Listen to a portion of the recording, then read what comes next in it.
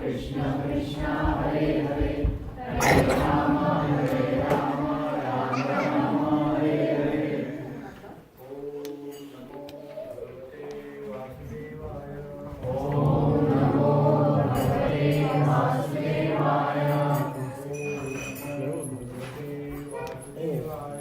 Om Namo Bhagavate Vasudevaya. Om Namo Bhagavate Vasudevaya.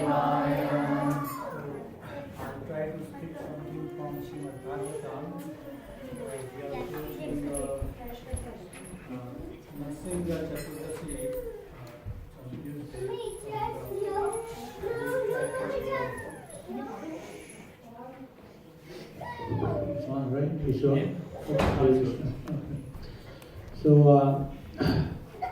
Nrsimha Chaturdashi is on Tuesday, so we'll try to learn something from Nrsimha, especially from Sri Prahlad's pastime.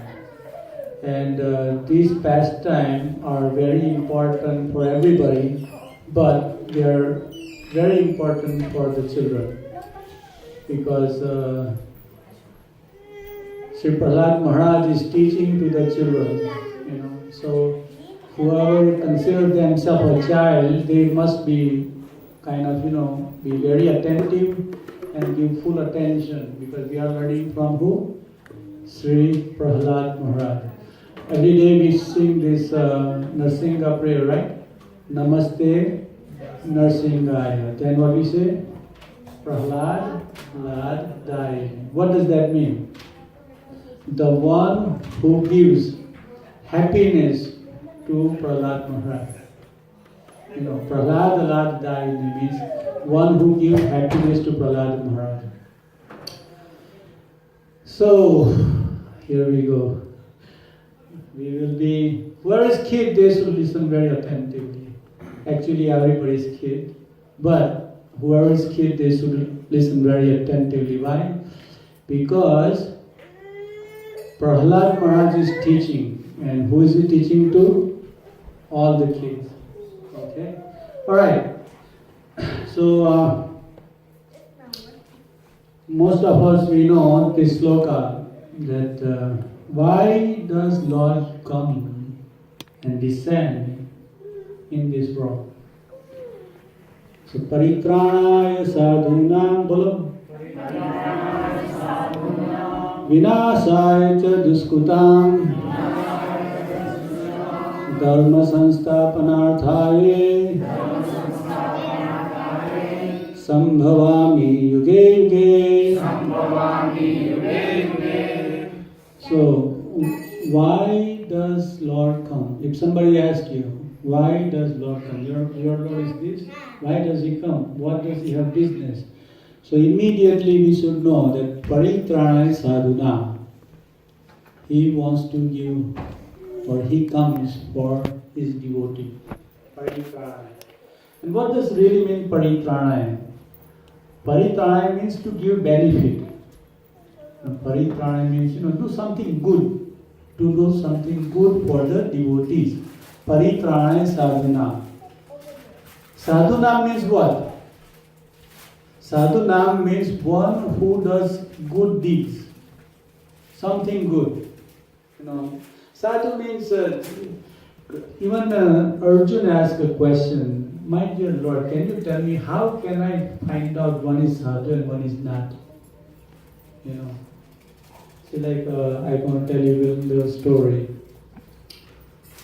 If somebody says, I put a tilak, can you believe that you are sadhu? Okay. If somebody says, I can sing nicely, can we believe that we are sadhu? So, this is the problem Arjuna has. How can I find out that who is sadhu? Okay. How does he walk? How does he sit? How does he do this? How can I figure out that this is there a stamp on him that, oh, this is sadhu? Like, sometimes we buy something, so there is a stamp. Oh, this is Apple iPhone. Oh, this is this iPhone, this, that, things like that. So how do we recognize the sadhu?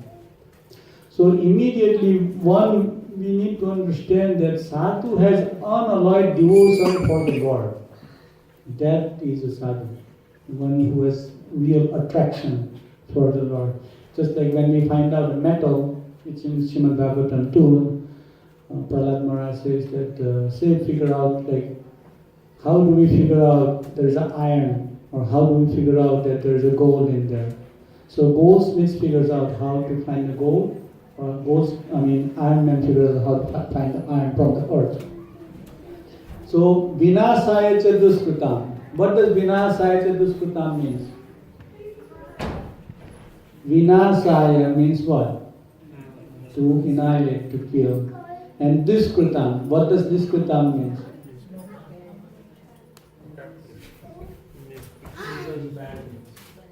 Duskritam, yes. It just does not follow. The karma is defined as it that if somebody does activity, but that is not sanctioned by the Shastra, that is called duskrita. You can do activity, that's okay, but if it is not sanctioned by the Shastra, if it is not approved by the Shastra, that is called duskrita. Okay? So vinasaya cha duskrita. Dharma sansthapanarthaya. What is Krishna's job? Or what does he like to do? Dharma sansthapanarthaya. To re-establish the religion. What is the religion? Jiva Sarupa Hoy Nitya Krishna Das. What is the religion? That we are part and parcel of Sri Krishna and we need to go back to home, back to Godhead. He just does not say, okay, this is America, this is India, this is this. No, not like that. Oh, this is 4 Varnashrama Dharma, Brahmana, Kshatriya, Vaishya, Sudra. No, that is not what he's here for. That is not what he's looking for. No. Dharma sansthapanarthaya sambhavami yuge yuge. So that is what Krishna is interested. Alright, so we're going to see some of the sloka. Paritranaya sadhunam vinasaya cha duskritam dharma sansthapanarthaya sambhavami yuge yuge. And at the end, Krishna says to Arjuna that dharma karma chame divyam evam yadati tattvataha tattadiham punarjama nameti sosmite. I come to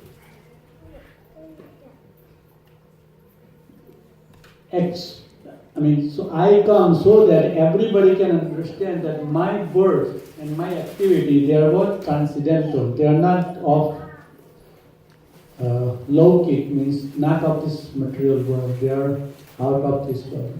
Lokik. So something which is not of this world, and we are getting a taste of it. So when we see something that is not of this world, then we can understand, now I get it, that Krishna is transcendental. So here we go, we are learning from Prahlad Maharaj. How are we going to learn? What do we need to do so that we can learn? Okay? Alright. So here Krishna is coming to teach, right? Krishna is coming to teach from Golokunda or Vaikuntha. He is coming from his dham. Krishna has many rupa, ananta rupa. He can come in any form he likes. But he has same mission that he wants to teach. Alright, fine. Now here we are learning from a devotee how to learn, to go back to home, back to Godhead. Okay? Is that clear now? Why are we picking Prahlad Maharaj today? Is that we are learning from him. Prahlad Maharaj had, everybody knows his father's name, right? Everybody knows? No doubt, right? Okay, fine, good. So who is his teacher's name? He had two teachers. Does anybody knows? Prahlad Maharaj had two teachers. That just like everybody has teacher, right? When you go to school, but there is no teacher. So Prahlad Maharaj was going to school, and he had a main teacher. It's called Sukracharya, and Sukracharya had two sons, and they were teaching Prahlad Maharaj. That's a clue. Does anybody know? Skanda and Amrata. Two teachers. And even though its story is way back, but I'll just tell you a little bit in 2-3 minutes so we can understand it. Hiranyakashipu was originally, and Hiranyakashipu and Hiranyaksha, they were Joy and Vijay. Okay? They got cursed from 4 Kumaras, and they came to this world as demon. So Hiranyaksha and Hiranyakashipu, they were born of Kashyapa Muni and Aditi, Madav, two asuras. So first, which is a small brother, Hiranyaksha, was killed by Lord Vamandev. So when he was killed, Hiranyakashipu got rage, very upset, very mad. His plan is that somehow or other I have to take revenge. Just like we have these video games, right? Going on, video games you play, and then all of a sudden you have some, I have to win this and that. So similar to that, this Hiranyakashipu said, no, I have to take revenge. He tried everything he can, and he found out that he cannot take revenge. Because he was not, he found that, I have this much Shakti, I have this much Shakti, I have this much army, I have this much this thing, I cannot take revenge. Because I really cannot fight with Radha or this, or it's not possible for me. I cannot do it. He says, I have to be very powerful. So what he started doing, he said, okay, now let me do tapasarya. Tapodivyam. He's knowledgeable, he knows. So he went to Mandrachal Parvat, mountain. Okay. Mandrachal mountain. And he performed tapasarya for 60,000 years. But while he performed the tapasarya for 60,000 years, what he did is this. Because he has a mission. What is his mission? Somehow or other he has to kill Vishnu. That is his job. He's a Asura. All the time they're just trying to fight to make sure that they win. Okay, so while he was doing the tapasarya, what he did is he told his friends, they are also Asura. He told that, look, by the way, this Vishnu and demigod, Devata, they are together. You cannot really separate them. This demigod, they are so crazy, they pray to the Vishnu. And Vishnu is so naughty that he just believes all the demigod. It's in Srimad Bhagavatam, you could read very nicely. He says, Vishnu has a chanchal mind, he cannot think properly. That just because everybody started praying to Vishnu, you know what happened? He came as Vamandev and he killed my brother. But he does not know that I am very powerful. And my brother is a good person. There's nothing wrong with him. So, this demigod prays to the Vishnu. And the problem with the demigod is that on this earth, when you go to the earth, all this Brahmana and devotee, they pray to the Lord Vishnu. So this Brahmana and devotee, when they pray to the Lord Vishnu, they get all bhoga, to eat and everything like that. So what you need to do, he told everybody over there, all these asuras, go down to the earth, and if somebody chants Hare Krishna Mahamantra, or Yajna, or this, or that, or anything, if somebody reads Bhagavad Gita, or Srimad Bhagavatam, go kill them. No problem. Okay, did you get that right? Or you're not listening? He said that if somebody goes, and you go to the earthly planet, and if somebody reads Shastra, does arti, anything, just go kill them. If you find a cow, finish. If you find a tree which is mango tree or nice fruit tree, jackfruit tree, anything like that, finish. Nobody should be able to produce a ghee. Nobody should be able to utter the name Hare. If they utter anything like that, just confiscate them and put them in a jail. Okay? So, the goal is to know Yajna whatsoever. Right now, what is it? We are doing Sankirtan Yajna, right? We are not doing Om Swaha, ha ha ha. We are not doing that. Right now, we are doing Sankirtan Yajna. But at that time, no. If you do any Yajna, all this Asura will come, knock you up, and you're done. You cannot even chant. You're done. So all these things happen, and Hiranyakashipu went on for 60,000 years, and he did tapasya. And there's another whole episode that comprises that after his tapasya, Prahlad Maharaj was born. And when Prahlad Maharaj was born, in order to connect it, I have to tell you this anyway. I thought I'll get by and not tell you, but I have to tell you this. Okay, so meanwhile what happened is, when he went to 60,000 years for tapasya, the demigod came to Asuras, where Hiranyakashipu was staying. And all these demigods, they beat all Asuras out. And they kidnapped Hiranyakashipu's wife, which is Prahlad Maharaj's mother. His name is Kayadu. Her name is Kayadu. And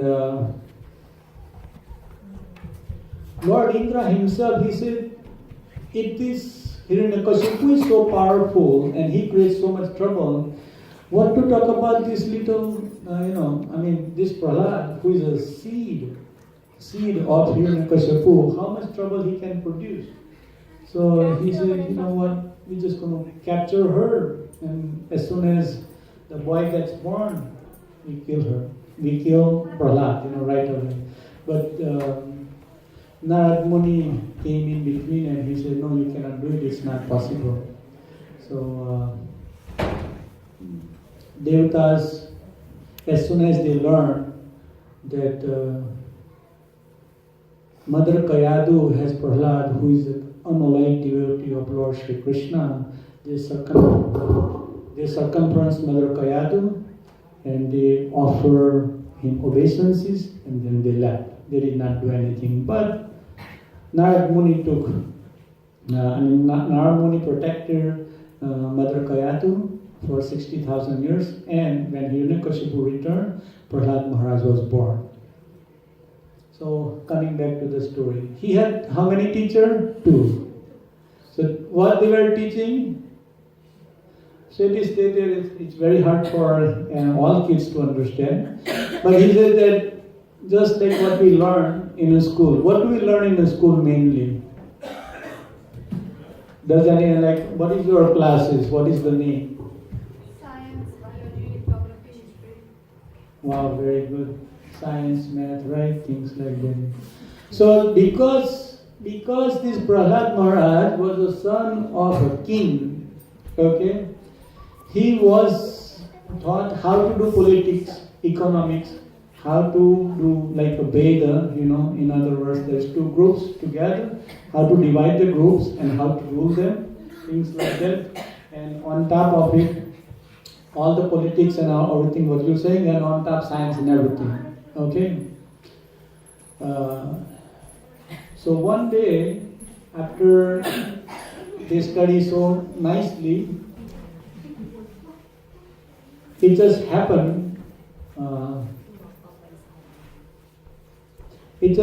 That he came home, Prahlad Maharaj, and after he came home, Hiranyakashipu, he has so much love for his child. Who does not love their child? Right? He has so much love for a child, and he says, "Oh my son, you've been going to school. Tell me something. What did you learn in your school?" Does anybody ask that question to you? What did you do today? So what do you say? What do we say? Like if somebody asks you, what did you do last week? What would you say? Come on, try it. It's okay. There is nothing wrong. We are just learning from Prahlad Maharaj right now. You didn't learn anything, right, last week? So. Huh? I would say I learned the math and social studies and reading. Okay. Very good, very good. So anyway, so here's a little boy, 5-year-old.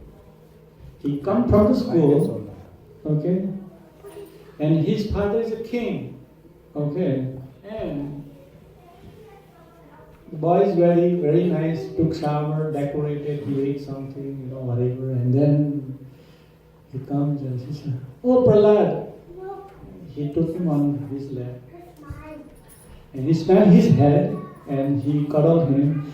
And actually it is stated so much so that just by touching Prahlad Maharaj, Hiranyakashipu has a tear in his eye. Okay, the tears are glaring, not because he's crying, just because he's so happy. Okay, oh my God, he was so happy. He says, "Oh Prahlad, can you tell me something that what did you learn in school?" Now, is this such a bad question? It's a normal, everyday question, right? Kids goes to school, he comes back and you ask him, "Hey, what did you do? How was your day? Is anything good happen?" So he says, "What did you learn?" So right away Prahlad Maharaj says, "You know what? But the 2 times this thing happened, but one first time he says, by the way, what I learned is that I feel that you should leave this place, go to Vrindavan and chant Hare Krishna and be happy." I don't know the exact wording. If you want, I can tell you, but in the summary, I can tell you this much. He said, just give up all these things, give up your dominic nature, and go to Vrindavan, and then just chant Hare Krishna. Just be happy. Just become devotee. Now, who is he telling to? To his father. And who is he? He is Asura. Big time. Right away,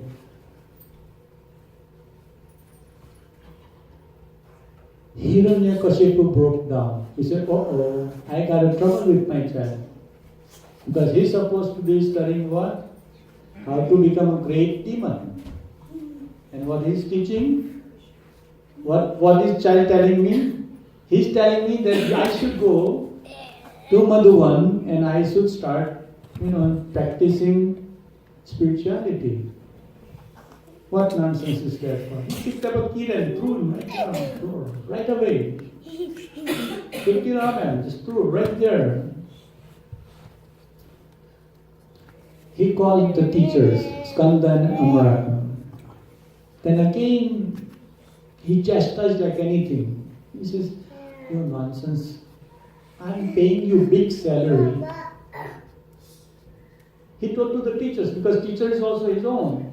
like we have like homeschooling and stuff like that.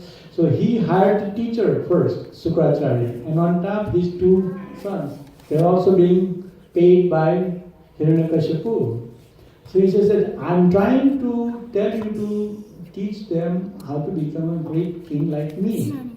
And what are you doing? You are telling him how to become devotee. So this is unfair. So why are you doing that? Why are you teaching him? Do you know I'm big king and I'll treat you just like that? Do you know something?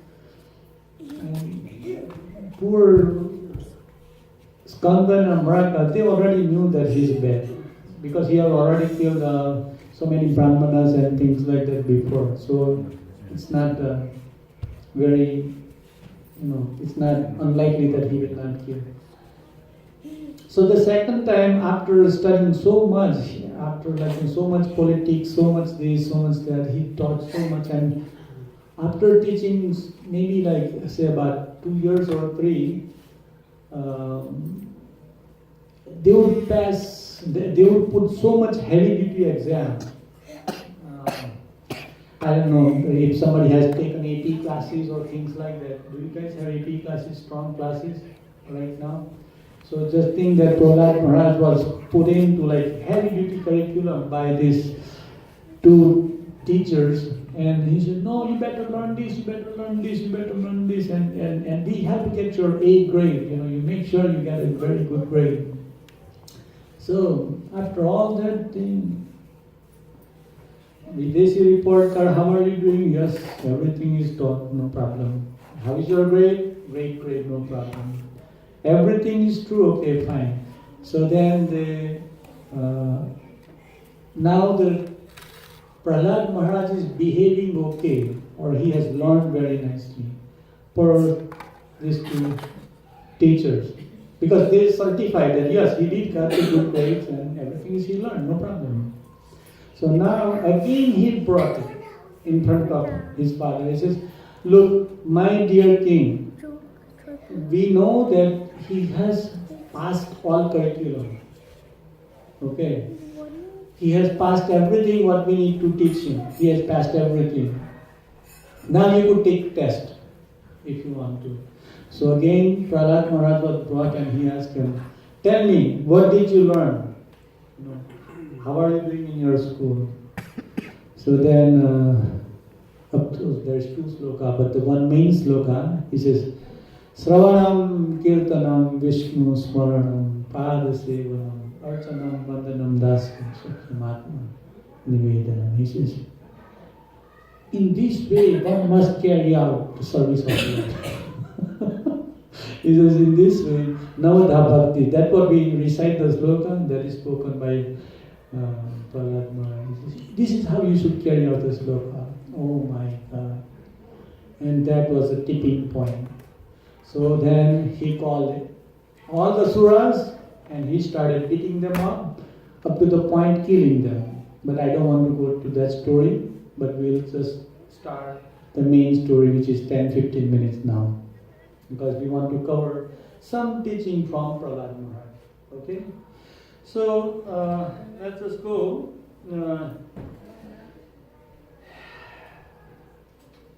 So this is chapter number 6. And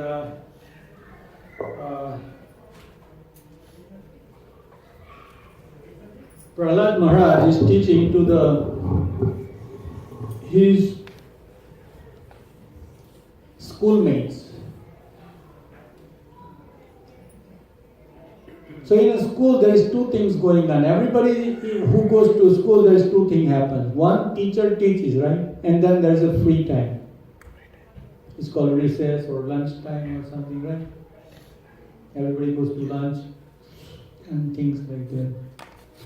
So Prahlad Maharaj is teaching in a free time to his schoolmates. So all kids figure out that this is a king's son, and he was in trouble. Means Prahlad was in trouble. So because everybody figure out, the news goes real fast. So he's chanting Hare Krishna Mahamantra, he's putting a tilak on. We don't have tilak on. this is this, he gets this lunch and I get this thing, things like that. All the news goes real fast. Oh, by the way, your dad beats you up, whatever, everything just, everybody knows. So right away, oh Prahlad, why you not listening to your dad? Why you don't get your good grades? Why are you saying that, you should chant Krishna's name? That's just the very question the kids are asking now. When the father was asking that question, Prahlad Maharaj did not answer properly. He just kind of, slided by. But when the kids are asking the question, the Prahlad Maharaj is answering. He says, oh, why should one go ahead and become Krishna conscious? Or why should we go ahead and pray to the Lord? So, these are some of the reasonings he will say. He said that the human form of life offers one a chance to return back to Godhead. Therefore, every living entity, especially in human form of life, must engage in devotional service to the lotus feet of Lord. The devotional service is natural because Lord is Vishnu, is the most beloved master of soul and well-wisher of all living beings. So, unlike the demigod, human as what we are, and these asuras, they are also considered as a human. So, Prahlad Maharaj is saying that even though we are asura, we have this body, we can still pray to the Lord and go back to Godhead. It is not like any other body. So, Asura's main question is that, oh, we are Asura, how can we pray to the Lord? It's not possible, we are not, our tendency is not to pray to the Lord. Our tendency is to fight with the Lord. How can we pray to the Lord? And why should we pray to the Lord? So the first argument we have is that, no, one must pray to the Lord. The reason is, you can go back to Godhead, even in this life, because Krishna is what? Srodam Sava Bhutanam, that all living entities, 8.4 million species, 84 lakhs. So, 84 lakhs species, that all species are Krishna's beloved, not just one, everybody. Okay. So he says that as far as enjoyment is concerned, you can get in any other body. You can have any other body, you could have fun, but you cannot go back to Godhead in any other body. So he says that body, it's very hard for the child to understand because this sloka he says, but it is explaining to them that how long one lives. What is the normal age? How many years does one human live right now? 70, okay. So Prahlad Maharaj gives a concession. He says one may live up to 100 years. He says that one may live up to how many years? 100. But just like Mataji says, you're right, it's a 72 years for men and 70-some for the ladies. But you're right. But Prahlad Maharaj says how many years? 100. Okay. So that even though now he's making argument that even if you live 100 years, but he says one who sleeps 12 hours a day. No. One who sleeps 12 hours a day, who has uncontrolled senses, who does not know the value of life. What do? They just sleep. Mode of ignorance, right? These Rakshasas or Asuras, they are in mode of ignorance. They just don't know the value of the life. So what is it? But what happens is you sleep 12 hours a day. So from you have 24 hours of the day and you sleep 12 hours. Okay, so what is the productive time you have in your life? In other words, say like every day you sleep half day, which is 12-hour day and 12-hour you awake and 12-hour you sleep, right? Okay, and you have 100 years to live. So how long you will be awake and how long you will be sleeping? 50-50, right? So that's what he's saying, that, okay, listen, you have 100 years and out of 100, what are you doing? You are losing 50 years, just like that. What did you do? You went to sleep. Good job, right? You went to sleep, right? Okay. So he says, how many productive years do you have? 50 years. Okay, so now let's go on. Next. This is all sloka you could read, by the way. It's not, I'm not making up anything from. This is chapter 6, canto 7, right there, Srimad Bhagavatam, okay? Alright, so the next one. He says, in beginning years, when, now this is a little bit hard to understand, but he says, beginning years, first 10 years, the kids don't know what the heck is going on. Now, Prahlad Maharaj is teaching to the kids. This is first 10 years. First 10 years, they don't know anything. They're just like a rascal, number one. They don't know anything. I mean, they don't know anything. So I say, okay. I mean, there's nothing to argue on, right? Okay, fine. So the next 10 years, you waste in playing. Computer game, video game, cricket, this, that, football, this, that, anything, everything. What are you doing? You are attached to the playthings. And you waste your time. Now, somebody can relate that oh, I'm just too much attached to that. Now, you'll see like anybody in Srimad Bhagavatam you read, you take example of Narad Muni, you take example of Dhruv Maharaj, you take example of Prahlad Maharaj or any great personality, that even in a childhood, they were never attached to the playthings. They were never. If you tell them to go play, they are not interested. What are they interested? Somehow or other, how can I make a progress in spiritual life? Anywhere you go, like you read this story, you read this, and they're not story, they're real things. They're not interested into playthings. So Prahlad Maharaj is saying to the kids, next 10 years, what do? You waste the time in playing the things. Okay? You're done. So how many years are gone? 20 years are gone. And he says, similar to that, last 20 years, they are useless. Last 20 years, person have bad body. I mean, we don't have anybody here, but if somebody has some grandpa or grandma who sometime in a hospital, sometime for a long time they are into hospital, some like bad